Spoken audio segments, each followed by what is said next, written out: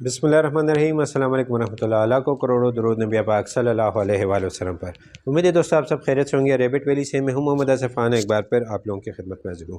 दोस्तों आज आपको बताएंगे कि आप अपने खरगोश को फ्री में किस तरह चारा खिला सकते हैं। जैसे कि आप देख रहे हैं कि सामने गोभी लगी हुई है और बीच में ये खेत खाली है। ये भी माशाल्लाह से हमारे रैबिट्स ने, खरगोशों ने इसको नोश फरमाया है। इसके पत्तों को, गोभी के पत्ते जो है ये हम तकरीबन 2 महीने हो गए कि अपने रैबिट्स को खिला रहे हैं। इस पर मैंने पहले भी वीडियो बनाई है, मगर अभी भी काफ़ी दोस्त पूछ रहे हैं कि आप अपने रैबिट्स को क्या खिला रहे हैं इन दिनों।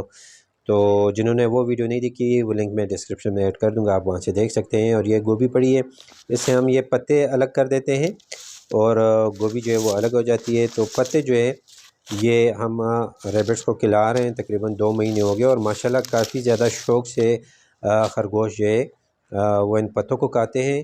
और आपको बताता चलूँ कि ये इंतहाई हाई प्रोटीन भी है इन दिनों, क्योंकि सीज़न आ गया है। जो बनीज़ होते हैं, तो जो मादा खरगोश होती है उनका दूध जो है वो काफ़ी तेज़ी से बनता है इससे। और बच्चे जो है वो भी काफ़ी इंशाल्लाह इससे हेल्दी होंगे, क्योंकि दूध काफ़ी तेज़ी से बनता है।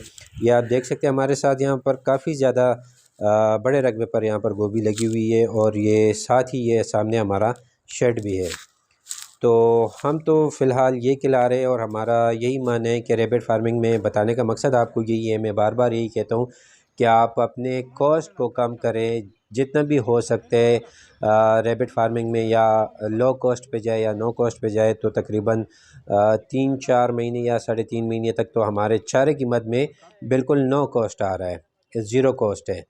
तो आपको भी चाहिए कि आप इस तरह करें, क्योंकि हमारा साथ में फिर आप देख सकते हैं लेबर भी है और जगह भी रेंट पर है और फीड कीमत पे हमारा ख़र्चा हो रहा है। तो अगर आप अपनी जगह में कर रहे हैं काम, जगह आपकी अपनी है, ख़ुद काम आप कर सकते हैं, तो आपको और भी आपका ख़र्चा जो है वो कम से कम होता जाएगा। तो मकसद यही है कि आप ज़्यादा से ज़्यादा मुनाफा इस रैबिट फार्मिंग में कमा सकें और इसमें जितनी भी आसानियाँ हो सकती है। मेरा तो यही मानना है कि मैं आपको जो मैं सीख रहा हूँ या मैं कर रहा हूँ, तो आप लोगों के लिए भी वो आसानियाँ पैदा कर सकूँ। तो अगर आपके आसपास इस तरह कोई जगह है तो, या कोई खेत है, तो आप वहाँ बात कर सकते हैं उनसे और आप भी फ्री में चारा ला सकते हैं खरगोशों के लिए। और ये माशाल्लाह काफ़ी शौक़ से भी खरगोश खाते हैं। मगर जब भी आपने ये देना हो, पिछले दिनों में किसी ने पूछा था, तो ये आप डायरेक्टली खुराक चेंज ना करें, इसको ग्रीन चारा डायरेक्टली चेंज ना किया करें, आप थोड़ा थोड़ा करके दें। उसके बाद जो है आप इसको जितना चाहे, अगर एक दफ़ा ये यूज़ टू हो जाए तो आप जितना ज़्यादा हो सके फिर आप दे सकते हैं।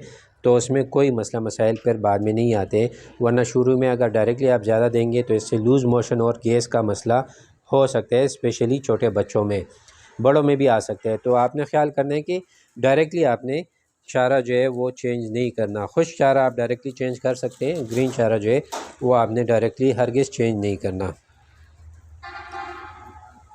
तो उम्मीद है दोस्तों आपको आज की वीडियो भी पसंद आएगी। वीडियो पसंद आई तो लाइक शेयर ज़रूर कीजिए, चैनल को सब्सक्राइब करें, बेल के आइकन को प्रेस करें ताकि हर नई आने वाली नोटिफिकेशन आपको बर वक्त मिल सके। मिलते हैं इंशाल्लाह किसी नई वीडियो के साथ। अपना ढेर सारा ख्याल रखिए, मुझे दुआओं में याद रखिए। अल्लाह हाफिज़।